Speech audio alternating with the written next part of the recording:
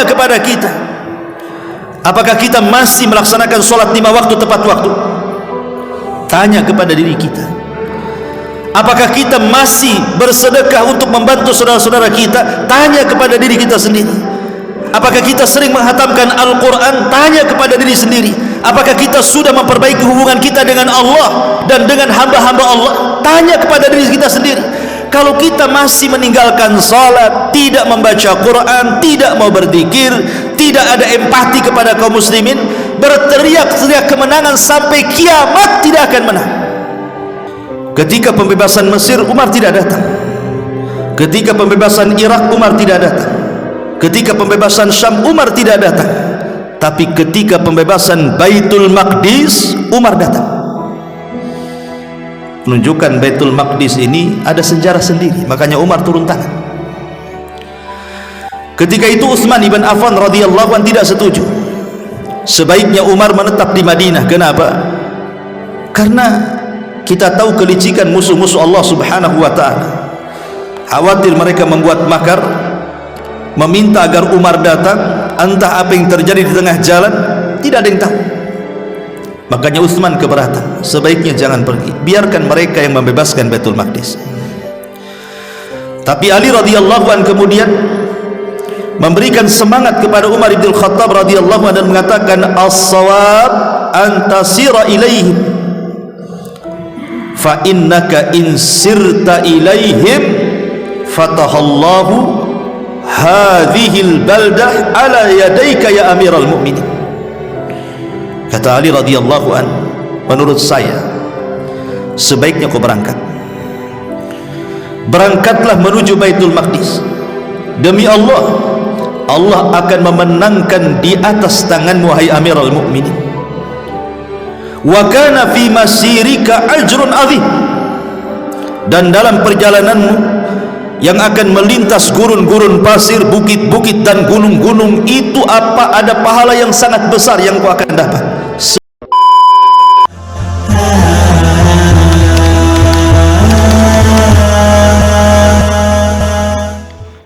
Assalamualaikum warahmatullahi wabarakatuh. Sahabat audio Islami yang dirahmati Allah, semoga kita semua selalu dalam lindungan Allah. Amin, amin, ya rabbal alamin. Bismillahirrahmanirrahim. Assalamualaikum warahmatullahi wabarakatuh. Maka kajian di malam hari ini kita akan mengkisahkan satu kisah yang menarik, sejarah yang akan dicatat oleh tinta emas sampai hari ini, bahkan sampai kiamat dibangkitkan. Bagaimana Baitul Maqdis pernah dibebaskan secara gemilang di tangan Amirul Mukminin Umar ibn Khattab radhiyallahu anhu. Ma'asyiral muslimin yang dimuliakan Allah subhanahu wa ta'ala, setelah Nabi sallallahu alaihi wasallam meninggal dunia, tepatnya 4 tahun setelah Nabi sallallahu alaihi wasallam meninggal di tahun 632 Masehi, maka khalifah ketika itu meninggal Rasul Abu Bakar Siddiq radhiyallahu an menjadi khalifah. Dan di masa Abu Bakar Siddiq radhiyallahu an, Abu Bakar pernah mengirim pasukan besar untuk membebaskan Damaskus dan berhasil. Kemudian di masa Umar bin Khattab radhiyallahu an terjadi peperangan yang disebut dalam sejarah itu perang Yarmuk namanya. Perang yang sangat dahsyat yang dicatat ahli sejarah karena melibatkan banyak pasukan dan banyak pemimpin-pemimpin perang seperti Abu Ubaidah ibn Jarrah, Khalid ibn Walid, Amr ibn As, Ikrimah bin Abi Jahal, Syarahbil ibn Hasan, Yazid ibn Abi Sufyan, Amr ibn Ma'di al-Yaqrib, Dirar ibn Azwad dan yang lainnya. Bahkan ketika itu melibatkan kekuatan kaum muslimin yang kuat, walaupun tidak seimbang pasukan kaum muslimin dengan pasukan Nasrani kala itu. Allah Subhanahu wa taala berjanjikan dalam Al-Qur'an, kam min fi'atin qalilatin ghalabat fi'atan katsiratan biidznillah. Berapa banyak kelompok yang kecil bisa mengalahkan kelompok yang besar karena izin dari Allah Subhanahu wa taala. Karena kekuatan itu hanya milik Allah, bukan karena kuantitas ataupun banyaknya jumlah pasukan. Setelah di masa Umar bin Khattab radhiyallahu anhu, pasukan kaum muslimin berhasil menguasai Syam dan sekitarnya. Mulailah kemudian mereka bergerak menuju Baitul Maqdis. Ingat, ketika itu Baitul Maqdis tidak dikuasai Yahudi, belum ada orang Yahudi di situ. Baitul Maqdis di zaman itu dikuasai orang-orang Nasrani di bawah kekuasaan Batri. Maka Abu Ubaidah ibn al-Jarrah ketika itu membagi pasukan menjadi 4 pasukan perang dan dipimpin oleh 4 pemimpin perang, tentu di bawah panji kepemimpinan Abu Ubaidah ibn al-Jarrah radhiyallahu anhu. Ketika kemudian Abu Ubaidah ibn al-Jarrah sampai di Urdun, Yordania, maka Abu Ubaidah ibn al-Jarrah mengirim surat ke Baitul Maqdis, ke daerah Iliyah, ahlu Baitul Maqdis, dan meminta kepada Batrik yang menguasai Baitul Maqdis ketika itu untuk berdamai atau masuk Islam. Tapi kemudian ditolak dua-duanya, tidak mau berdamai dan tidak juga mau masuk Islam. Terpaksa akhirnya Abu Ubaidah bin al-Jarrah mengepung Iliyah dan Baitul Maqdis selama 4 bulan lamanya. Akhirnya penduduk Iliyah pun kemudian mereka kesulitan, karena bagaimanapun pengepungan yang cukup lama membuat mereka kelaparan, tersiksa, tidak aman hidupnya, seperti yang sekarang terjadi di Palestina, dikepung dari semua arah, mana ada keamanan lagi. Akhirnya kemudian mereka pun menyerah dan siap islah dengan kaum muslimin, melakukan perdamaian. Tapi Batrik kemudian memberikan syarat bahwa perdamaian itu hanya ditandatangani oleh Umar ibn Khattab radhiyallahu anhu, bukan oleh pasukannya atau pemimpin pasukannya. Akhirnya kemudian Abu Ubaidah ibn al-Jarrah pun mengirim surat ke Madinah agar Umar datang dan langsung dia yang melakukan islah perdamaian bersama Batrik penguasa Iliyah kala itu. Berangkatlah Umar ibn al-Khattab, namun sebelum itu Umar berusaha untuk meminta saran kepada sahabat-sahabat yang ada di kota Madinah. Dan Umar pun kemudian memanggil Utsman ibn Affan radhiyallahu anhu dan juga Ali radhiyallahu anhu, meminta saran keduanya, apakah saya harus berangkat ataukah tidak. Dan ingat bahwa peperangan di zaman itu kaum muslimin banyak membuka negara-negara menjadi negara Islam seperti Mesir, Irak, Syam dan yang lainnya. Tapi Umar bin Khattab radhiyallahu anhu tidak pernah mau datang. Cukup dengan Abu Ubaidah bin al-Jarrah dan pasukan, kecuali ketika pembebasan Baitul Maqdis. Umar mau turun tangan langsung dari kota Madinah bergerak ke Baitul Maqdis. Kenapa? Ketika pembebasan Mesir, Umar tidak datang. Ketika pembebasan Irak, Umar tidak datang. Ketika pembebasan Syam, Umar tidak datang. Tapi ketika pembebasan Baitul Maqdis, Umar datang. Menunjukkan Baitul Maqdis ini ada sejarah sendiri, makanya Umar turun tangan. Ketika itu Utsman ibn Affan radhiyallahu anhu tidak setuju. Sebaiknya Umar menetap di Madinah. Kenapa? Karena kita tahu kelicikan musuh-musuh Allah Subhanahu wa taala. Khawatir mereka membuat makar, meminta agar Umar datang. Entah apa yang terjadi di tengah jalan, tidak ada yang tahu. Makanya Utsman keberatan, sebaiknya jangan pergi, biarkan mereka yang membebaskan Baitul Maqdis. Tapi Ali radhiyallahu anhu kemudian memberikan semangat kepada Umar bin Khattab radhiyallahu anhu dan mengatakan, as-shawab antasira ilaihim fa innaka in sirta ilaihim fatahallahu hadhil baldah ala yadayka ya amiral mu'minin. Kata Ali radhiyallahu anhu, menurut saya sebaiknya kau berangkatlah menuju Baitul Maqdis. Demi Allah, Allah akan memenangkan di atas tanganmu wahai amiral mu'minin.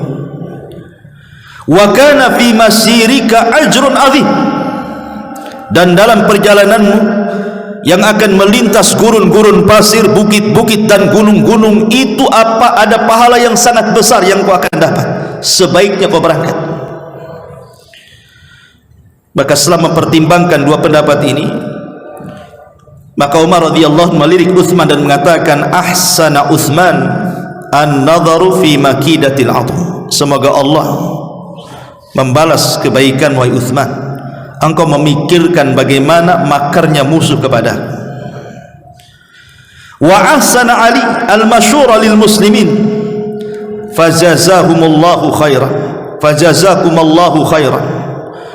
Dan pendapatmu hai Ali radhiyallahu an adalah sangat baik, agar aku bisa menyemangati kaum muslimin dan bergabung dengan kaum muslimin yang ada di sana. Semoga Allah memberikan balasan terbaik untuk kalian berdua. Akhirnya kemudian Umar pun mengambil pendapat Ali. Ma'asyiral muslimin yang dimuliakan Allah azza wa jalla, berangkatlah Umar bin Khattab radhiyallahu an bersama pembantunya. Subhanallah, orang nomor satu dunia Umar bin Khattab kala itu, dia tidak mau berpasukan untuk berangkat dari Madinah menuju Baitul Maqdis, padahal pasukannya di mana-mana. Tapi Umar radhiyallahu anhu ingin berangkat sendirian bersama pembantunya Aslam. Kemudian Umar radhiyallahu anhu memberikan contoh terbaik. Inilah akhlak seorang pemimpin.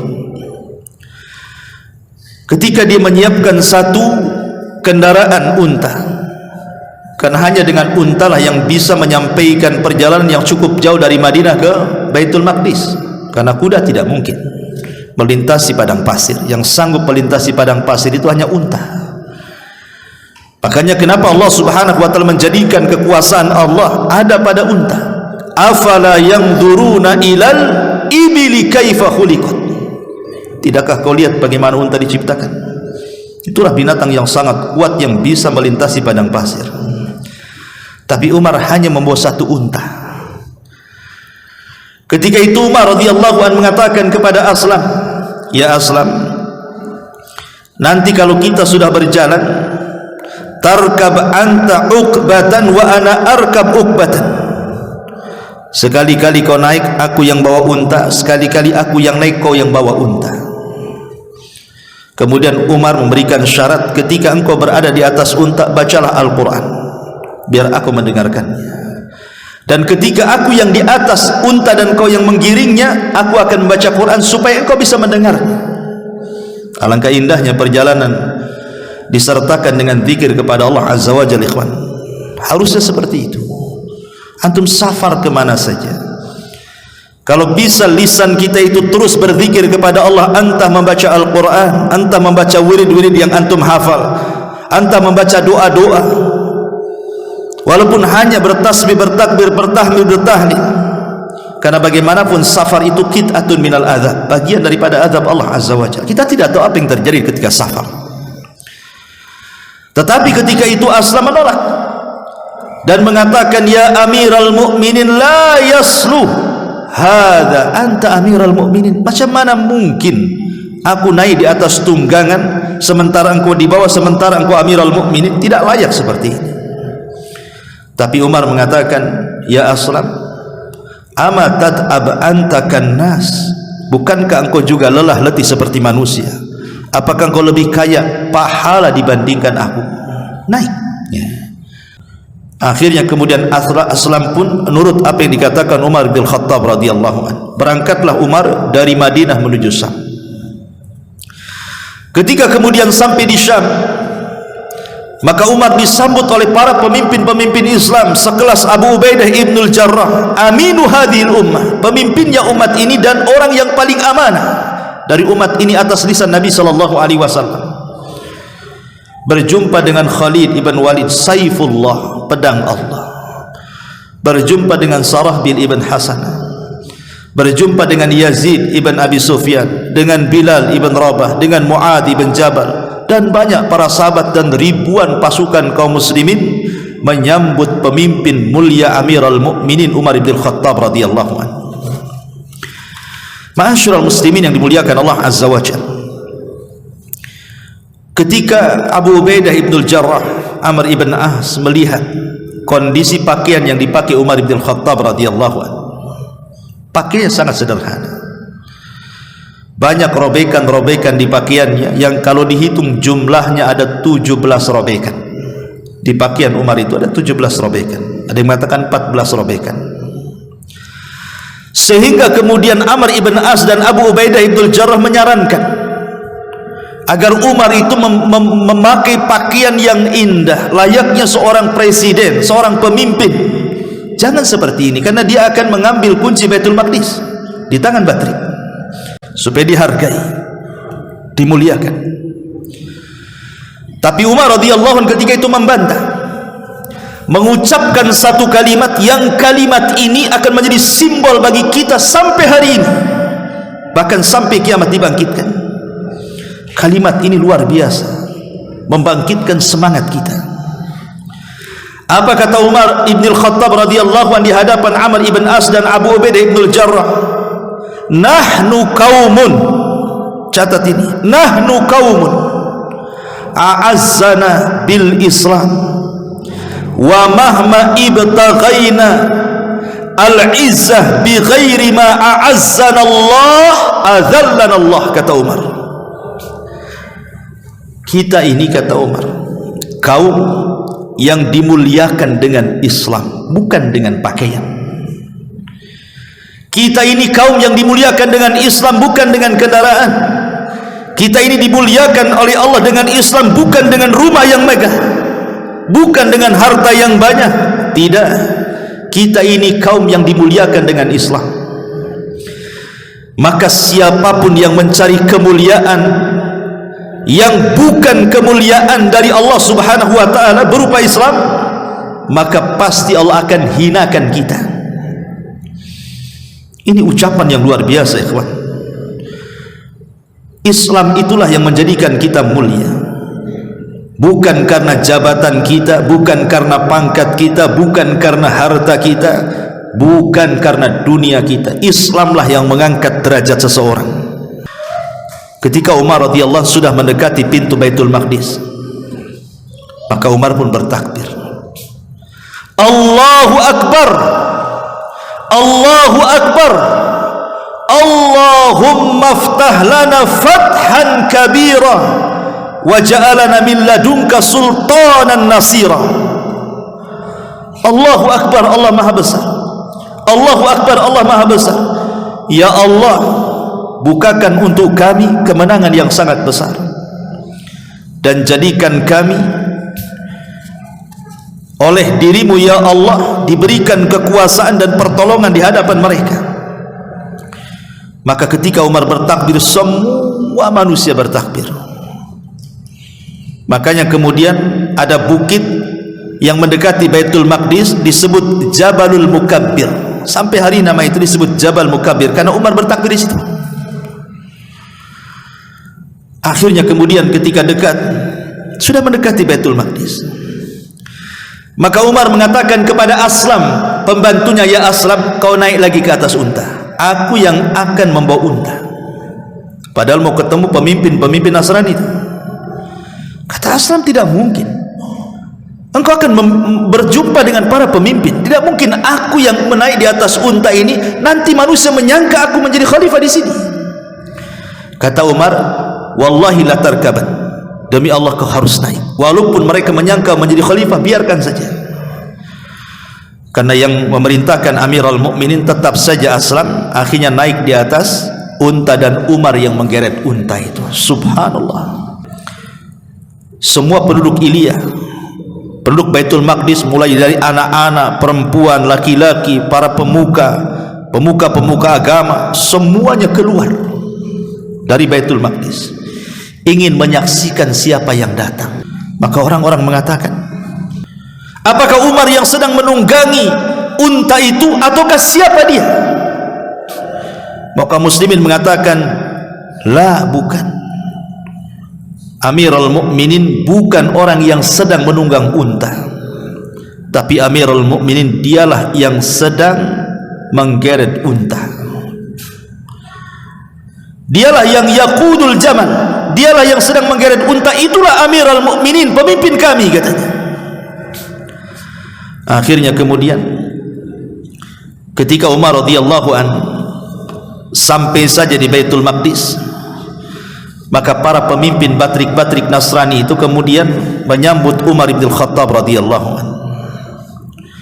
Kemudian Umar pun menjanjikan kepada mereka keamanan dan darah. Tidak ada yang ditumpahkan, tidak ada gereja-gereja yang dirobohkan, dan tidak ada fasilitas umum yang akan dihancurkan. Inilah pemimpin kaum muslimin. Tapi hari ini lihat Yahudi, semua dihancurkan.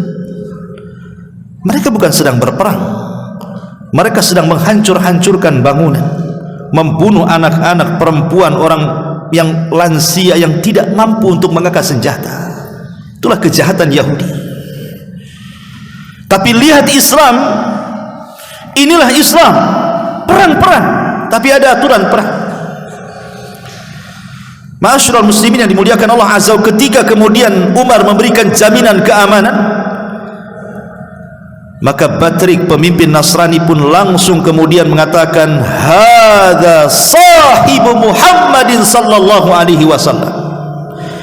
Inilah betul-betul sahabat Nabi sallallahu alaihi wasallam, Muhammad ibn Abdullah alaihi salatu wassalam. Inilah orang yang kami baca dalam kitab-kitab kami, bahwa dialah orangnya yang akan mengambil kunci Baitul Maqdis. Inilah orangnya, ha huwa dha, inilah orangnya, Umar bin Khattab radhiyallahu anhu. Lah kebetulan di situ ada namanya Kanisatul Qiyamah, gereja Al-Qiyamah, milik orang Nasrani. Batrik mengatakan, ya Umar, salatlah kau di sini. Tapi Umar mengatakan, tidak, aku tidak akan salat di sini. Nanti apa kata manusia setelah sepeninggalku, bahwa tempat ini Umar pernah salat, nanti orang salat di sini. Maka kemudian Umar radhiyallahu an kemudian bertanya, di mana tempat salat Nabi ketika perjalanan Isra dan Mi'raj beliau? Akhirnya ditunjukkan, inilah tempat salat di Masjidil Aqsa. Ini tempat salatnya, di dalam masjidnya maksudnya. Akhirnya ketika itu pas hari Jumat, maka Umar radhiyallahu an melirik dan mengatakan, aina Bilal? Di mana Bilal? Tiba-tiba Bilal datang dan mengatakan, ya Bilal, adzin lis-shalah, wahai Bilal, azanlah untuk salat Jumat. Tapi Bilal menolak dan mengatakan, ya Amirul Mukminin, ma adzantu li ahadin ba'da Rasulillah sallallahu alaihi wasallam. Demi Allah, aku tidak akan azan kepada siapapun setelah Nabi. Aku sudah bersumpah, aku tidak akan mengumandangkan azan sepeninggal Nabi sallallahu alaihi wasallam. Kenapa Bilal menolak coba? Karena Bilal tidak tahan apabila dia mengumandangkan azan sampai kepada asyhadu anna Muhammadar Rasulullah, maka Bilal tidak bisa melanjutkan azannya. Teringat dengan Nabi sallallahu alaihi wasallam dan menangis.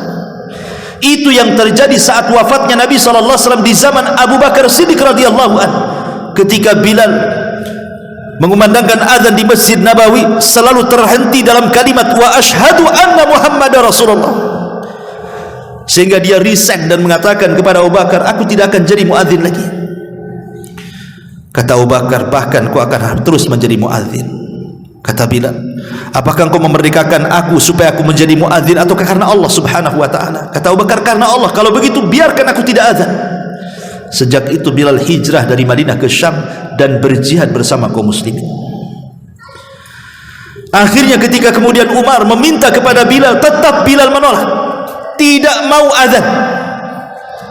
sampai para sahabat marah dan mengatakan, ya Bilal ittaqillah, sa'alaka amirul mu'minin. Wahai Bilal, bertakwa kepada Allah, yang meminta ku azan itu amirul mu'minin Umar bin Khattab radhiyallahu anhu. Karena desakan banyak para sahabat. Akhirnya Bilal pun kemudian mengumandangkan kali pertama di Baitul Maqdis.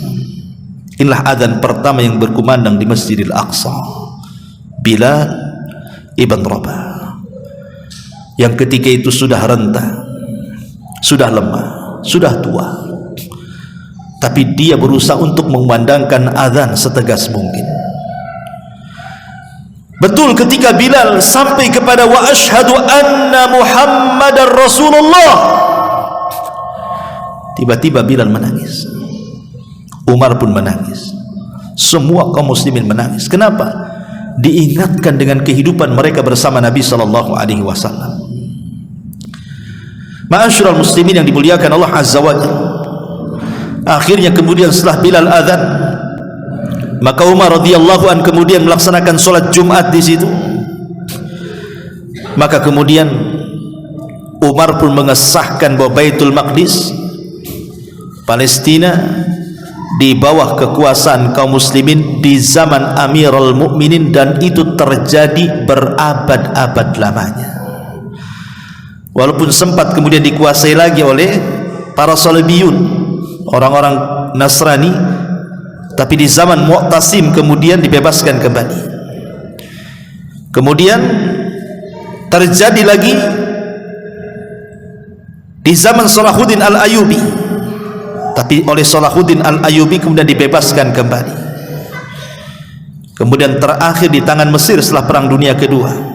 Tapi hari ini Baitul Maqdis bukan di tangan Nasrani, tapi di tangan Yahudi. Tentu ini akal-akalan Barat yang memindahkan orang-orang Yahudi dan menjajah warga Palestina sejak 1 abad yang silam sampai hari ini.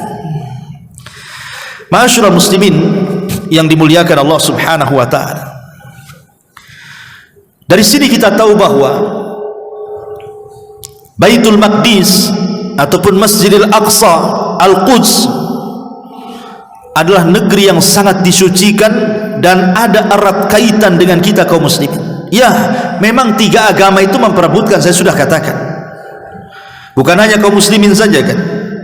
Orang Yahudi menganggap bahwa disitulah tempat suci bagi mereka. Alasan mereka karena disitu tanah perjanjian mereka.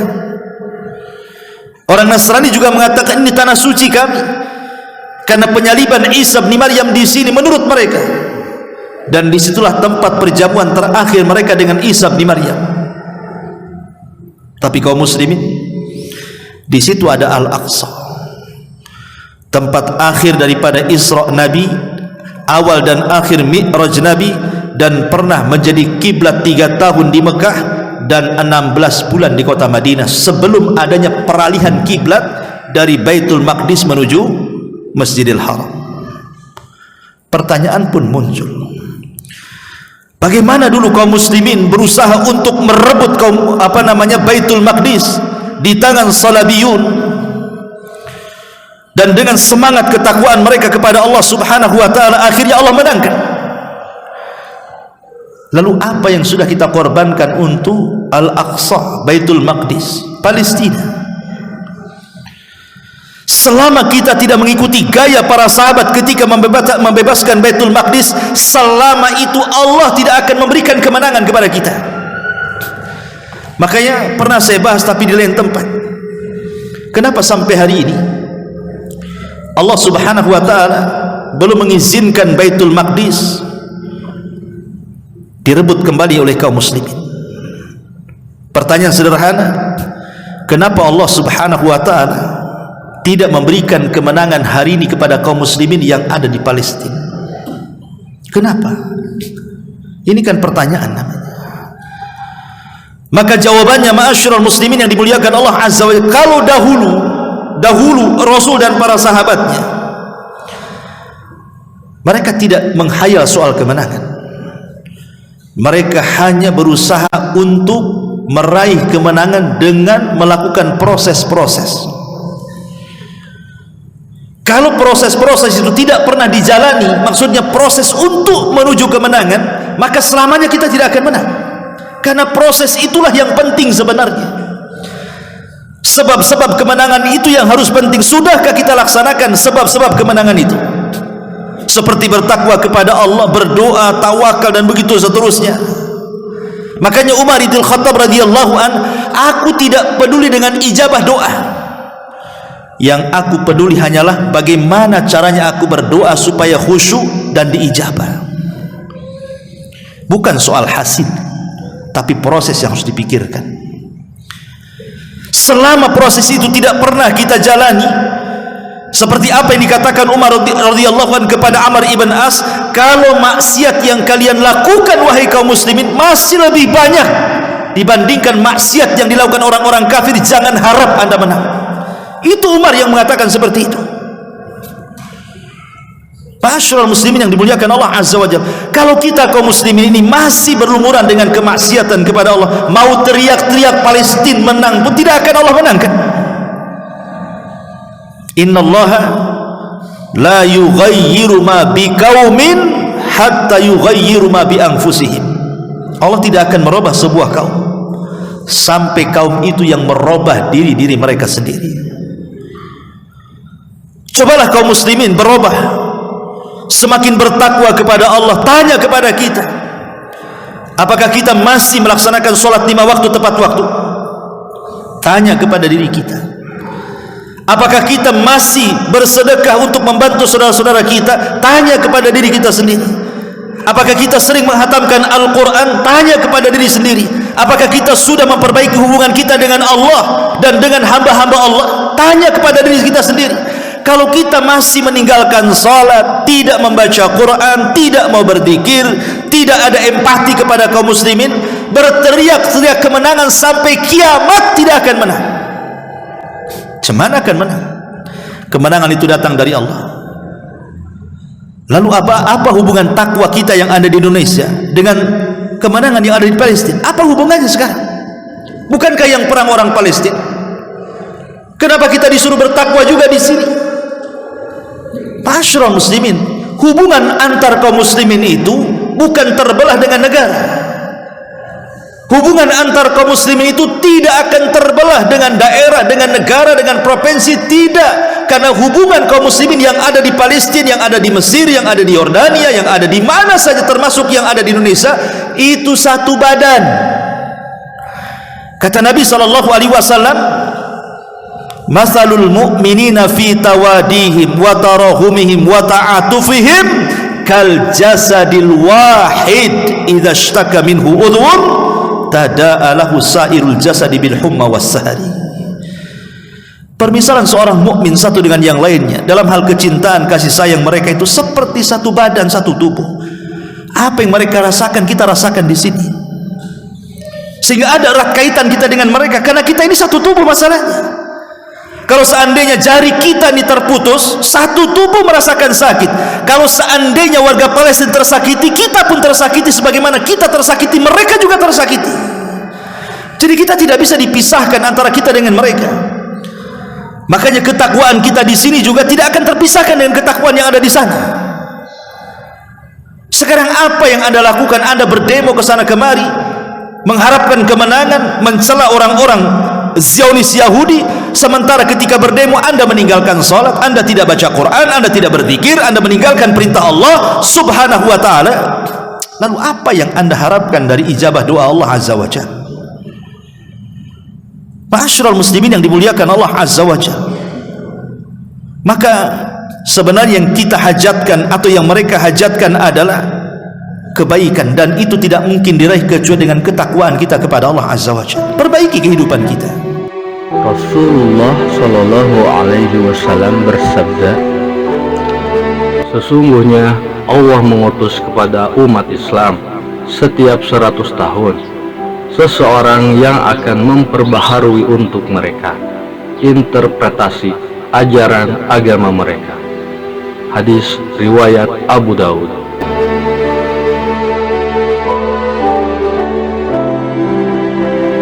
Sahabat audio Islami yang dirahmati Allah, Semoga bermanfaat.